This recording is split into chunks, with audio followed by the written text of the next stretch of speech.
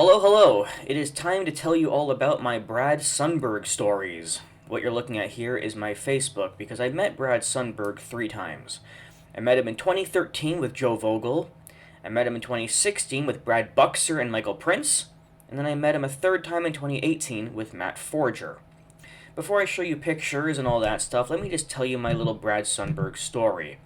So the first time I met him, which is here, it was really fun. I have all kinds of really cool stories. In fact, when I met him the first time, I actually made a video about it. I'm not sure what I covered, so I'm going to edit that into this video. Here we go. Boom. For one thing, you know how in the old Dangerous demo, the one that, you know how it starts off with a bang and you hear Mike going, ah? Yeah, apparently that noise is actually because when Michael Jackson was in the studio recording and Brad was there and Bruce was there and all them, apparently they had put up like a wall type thing, and Michael Jackson accidentally knocked it over, and when Michael Jackson knocked it over, it apparently fell on him. And the sound is actually Michael falling over, hitting his head on the ground with a wall on top of him. Michael had a concussion, according to Brad, and they brought him to the hospital. And I actually asked Brad, I said, Brad, why was this, kept in the demo version, why was it not removed, when they released it? And they said, and he goes, because it was funny, which we all laughed at. But, aside from that, he talked about many interesting tidbits about working on Bad, working on Dangerous, working on History, the music videos, the sounds, how the ways that Mike would put together songs, the way he would structure them. I mean, this guy is amazing. He's so intelligent, he's professional. He was funny. He talked about a lot of interesting things about Smooth Criminal, about the way you make me feel, about Give In To Me.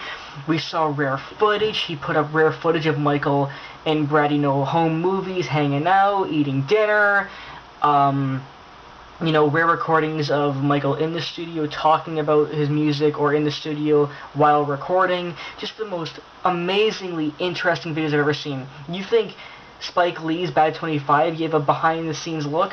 Well, you don't know behind-the-scenes look until you really check out Brad's seminar. He showed us demos that I never even thought that I'd hear, Like, here's a perfect example of how rare some of this stuff was. He showed us an audio, and it was just like, and it started off like a movie theater sound, the sound, and then it had these other weird sounds, and all of us, he's like, can you guess what song this is? And we're all kind of like, no. And then he goes, maybe this will help. And then he shows us the demo of Jam. Yes, this strange audio that I can't even explain to you, and sadly you'll never hear it unless you go see Brad, was fucking Jam. And he showed us I Just Can't Help It, or I Can't Help It from Off the Wall that nobody's ever heard before. It didn't even sound like I Can't Help It.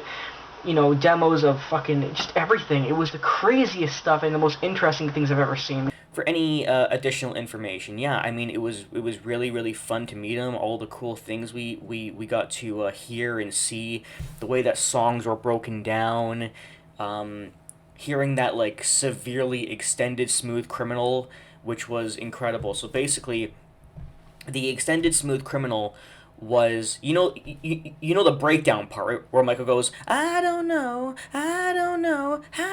whatever the fuck he says, right? That part. Yeah, the get on it, you want it, baby, let me tell you that you want it, baby. That part, right?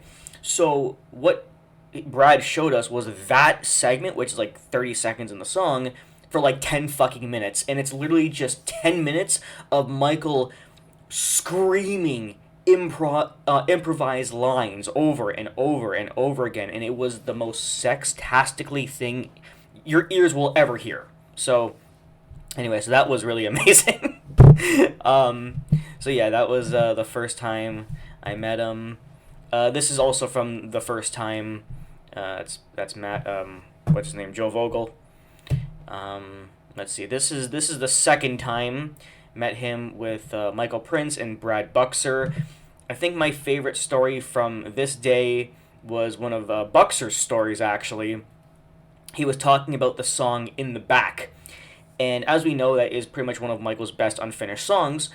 And Brad Buxer told us that Michael called him up in the middle of the night, and as any diehard Michael Jackson fan knows, that's what Michael tends to do, because he's up all night and he calls people with ideas.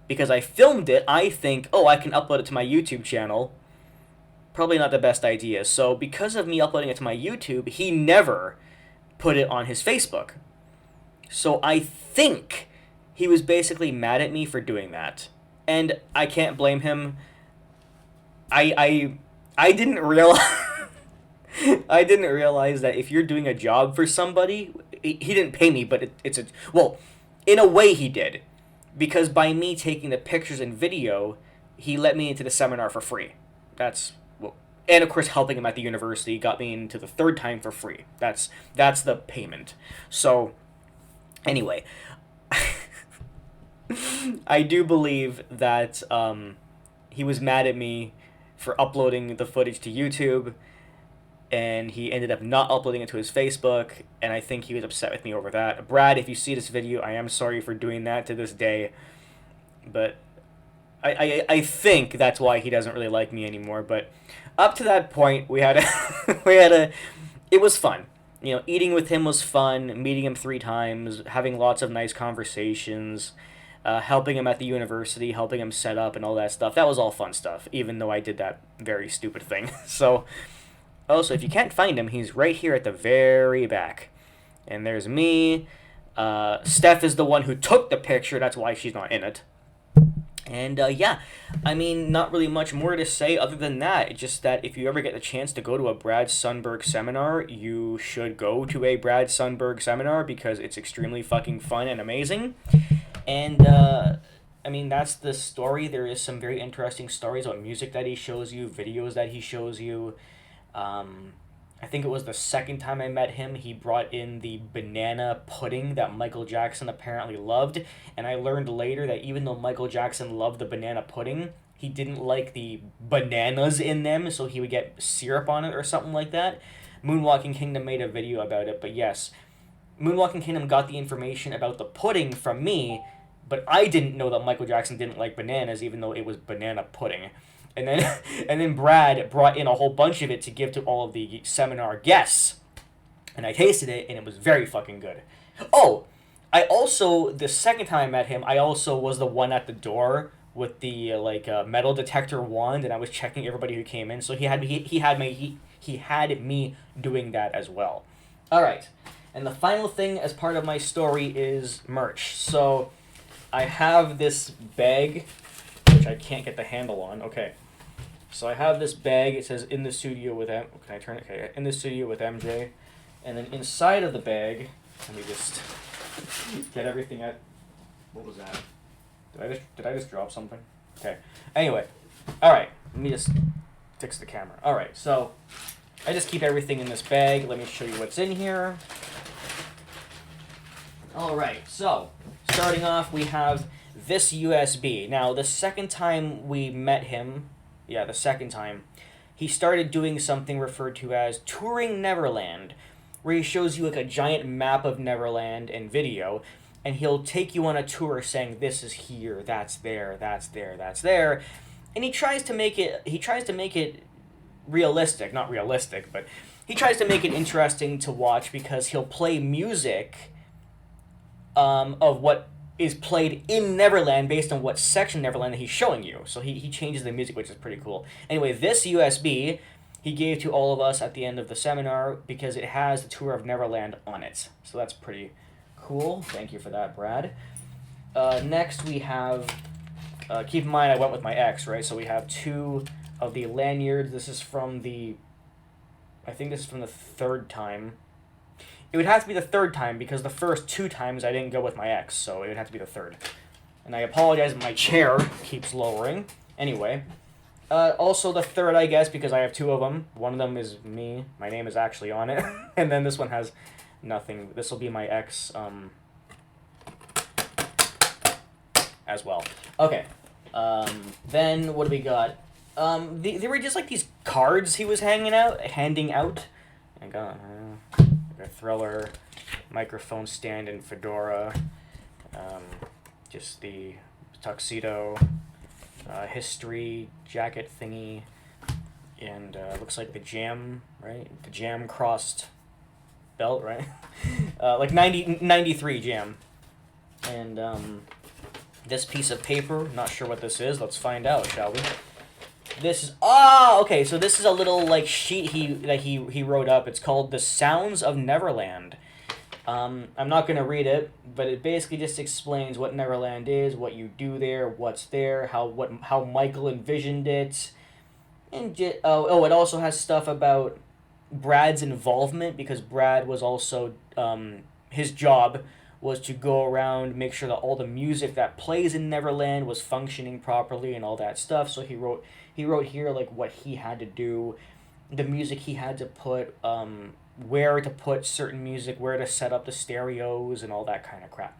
So yeah, the only merch I have that I did not show you is my ticket to the seminars, but you don't need to see those, and a couple posters. Now the posters are in my closet and they're rolled up. I don't want to bring them out. They're nothing crazy. It just says "in the studio with MJ." And the image on the poster is similar to those cards I just showed you. So the posters are they're not worth taking out of the closet, okay? But but they are cool. But yeah, Brad Sundberg is an extremely nice guy, extremely smart. If you ever get the chance to go to his seminar, I strongly recommend it. And also, some people have asked, yes, the seminar is always different. I've been to it 3 times, and all 3 of them he showed different things. He showed different videos, different music, told different stories. So, yeah, that's my experience with Brad Sundberg. What's yours?